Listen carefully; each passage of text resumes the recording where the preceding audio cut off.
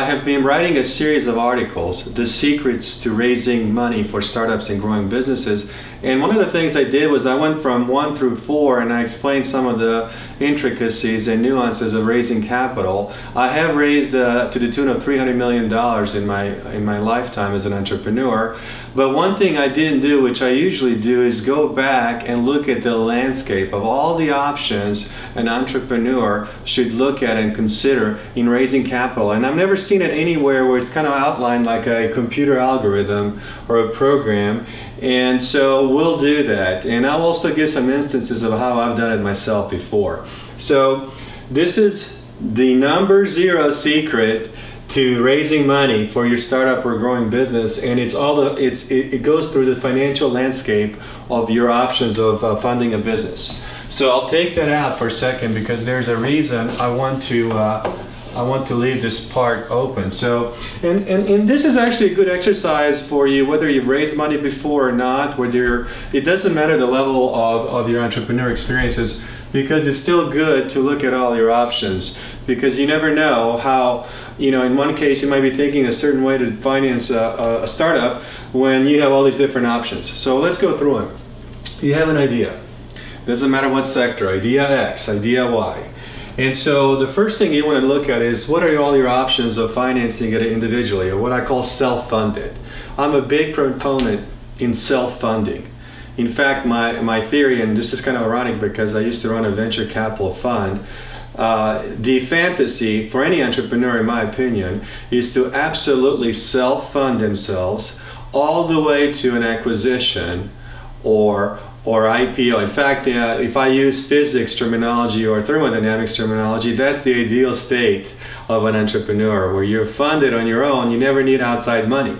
In case you do, but before we consider the options of outside investment, I'm going to go through what you could do as an entrepreneur. I'll give you some examples myself. So once you have an idea, the first thing you should do is, obviously, if you want to finance it, because you're going to have to finance it one way or another, is you can look at financing your idea through consulting. And I've done that before. For instance, in Silicon Valley, I had a consulting job and I worked really hard during the day, but then I would work at night, moonlighting, doing my own startup, and that happens every day in Silicon Valley and a lot of other valleys. So I use some of the profits of my consulting to fund the idea, because one way or another you still have to fund the idea. Of course, I have gone through my savings before, more than once, and this is not an ideal state to use all your savings in funding a business. I've done that before and I made errors before, so I encourage you, of course, to use part of your savings to fund your idea, but don't use all of it. Always have a runway left. And I think the most important component of funding is through sweat equity and intellectual capital. And so what's happening in Silicon Valley today is you got a lot of young programmers that are really extremely good at programming, and what they're doing is they're basically funding their idea through sweat equity and intellectual capital, because if you're developing a digital product and you know how to program, there's no reason why you shouldn't be able to develop the idea, the startup, on your own dime and push it as far as you can before you get outside money. So I'm a big proponent of that, and we've done it ourselves on some of the internal ideas we have funded under the accelerator model. And one of the things you can do is amplify this part of the process, by bringing a couple of people on the team. Usually what I've seen is the number 3 magic formula, which Nikola Tesla actually liked that number too, is 3 co-founders, because it makes it a really magical part of the equation. 3 people is a really good number for founding teams, because you can divide and conquer and all that. So, that's one way you can amplify your funding, is by having 3 people leverage their sweat equity and intellectual capital. That happens all day long. I mean, this is nothing new. What you can also do is, if you're crazy enough, is to get a bank loan, and obviously they're going to ask for collateral. I think this thing about bank financing, when I see it in the media where entrepreneurs getting funded by banks or provided financing by the banks, that's a fantasy. the banks are going to want some kind of a collateral. So as far as I'm concerned, if you're a startup entrepreneur, even if you have the assets, I highly discourage this. I know the banks are not going to like me saying that, but that's the reality. They don't, on the average, fund startups. That's not their business model. They're in the business model is to lend you the money, make interest, and do it safely. Credit cards, I've done this part too, and this is not advisable. First of all, their interest rates are high, and it's going to catch up to you. And this is a very, very bad business model when it comes to funding startups. I've done it before when I was younger, never want to do it again. So when you look at this first part of it, what I see is that sweat equity and intellectual capital are very powerful. And one of the things that you want to think about is that the more digital the product is, the more this comes into play. And you're seeing it play out every day in Silicon Valley, in New York, in Boston, here in Dallas, is that entrepreneurs are banding together, they're developing these products, they're testing it in the marketplace, and they're letting the marketplace either fund them or validate the concept, and then they're going down the list. Now, if you've exhausted all your resources here, because there's a point in time where your startup, in order to make it grow, you got to have full focus. I can tell you that when I was doing consulting and using part of the money to fund one of my ideas, it was hard. I mean, I was putting in 18 hours a day, and it was very difficult. And then what I did was I amplified it by bringing more people into the equation, which helped. But even then, when you're working 2 jobs, it's never easy.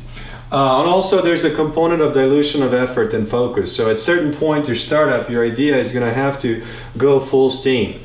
And so one of your options is friends and family. And I write about this in Entrepreneur Meets the Startup Reality, where friends and family money could be the friendliest money on the planet, or it could be the worst money on the planet, because unless they realize the risk of funding a startup, okay, then you're going to run into problems. Because if your startup goes down the hill, down the drain, then you know, when you have family barbecues every year, it's going to get a little bit awkward. So I've been there before too, and it's all cool now, but I've been there myself. So you're going down the list here, and if notice that I've kind of segmented it where the next phase is, you know, one part of it you have to look at is individuals. And one of the things I've learned in raising money is, and I write about it also in some of the books I've put out, is that you can raise money in 1 day, 1 week, 1 month, 1 year. It's very difficult to predict how long it's going to take you to raise money.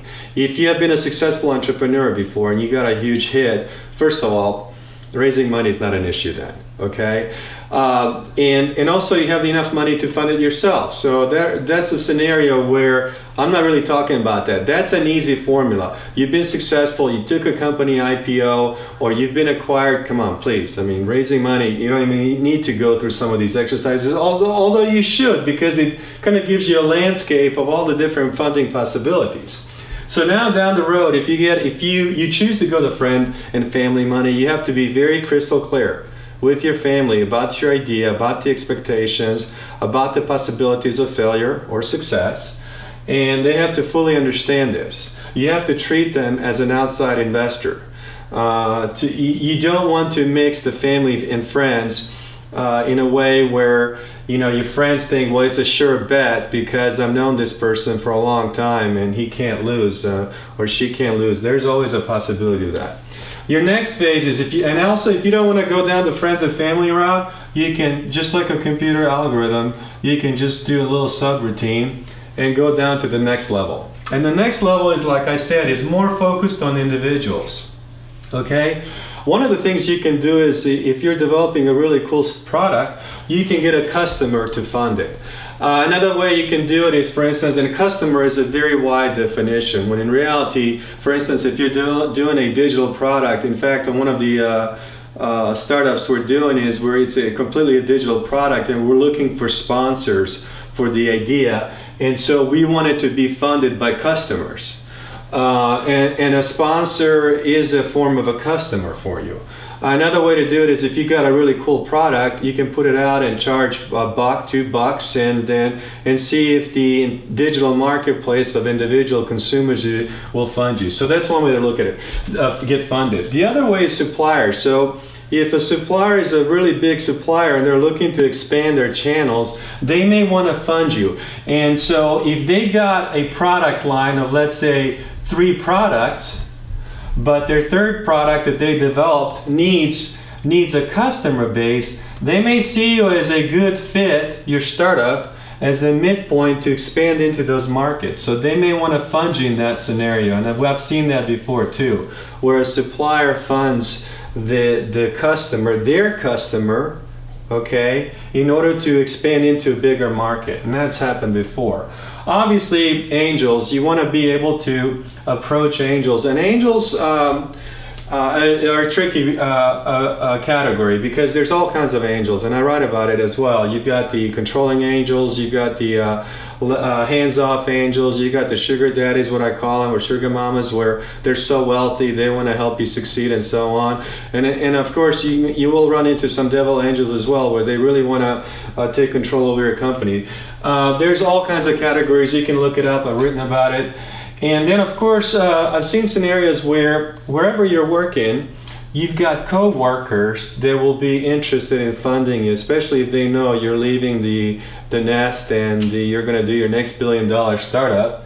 And so from that perspective, that's also an opportunity. One thing that's actually very disappointing to me personally is that if you are working for a company and they know you're entrepreneurial minded, is that as you're leaving to do your startup full time, I don't think enough employers think about funding the person. I think that's a huge error. And if a lot more companies, if for instance Fortune 1000 companies were smart enough to have some kind of an internal fund where an employee decides to leave and they're willing to fund that employee because they've done a great job working for him, they would probably become bigger corporations. That's just an idea. It's a kind of a off-the-wall idea, but I do see a huge opportunity for employers to fund their employees as they leave the nest, because sooner or later entrepreneurs will leave the nest.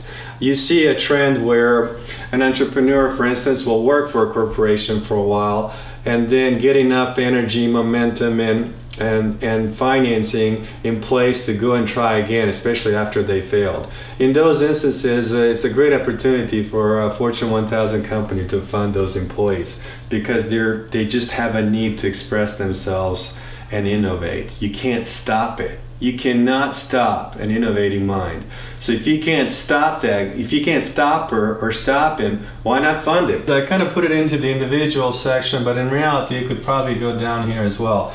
And when I say employer, it could be a case where the entrepreneur is working for a smaller company, actually another startup, and the startup is making a lot of traction, and then some of the employees decide to leave and start their own thing because they've seen the success of a startup. You see that a lot in Silicon Valley, actually.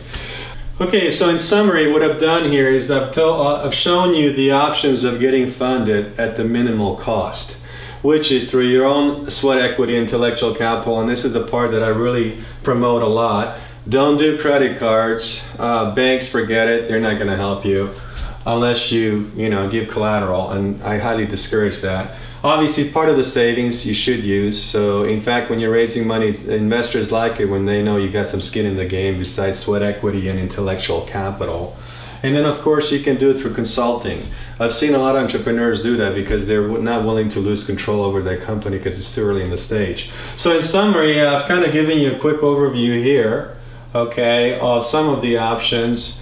And then on the next phase, we're going to talk about some of the startup funding platforms that I find actually very fascinating, which enables you to have more options in getting money.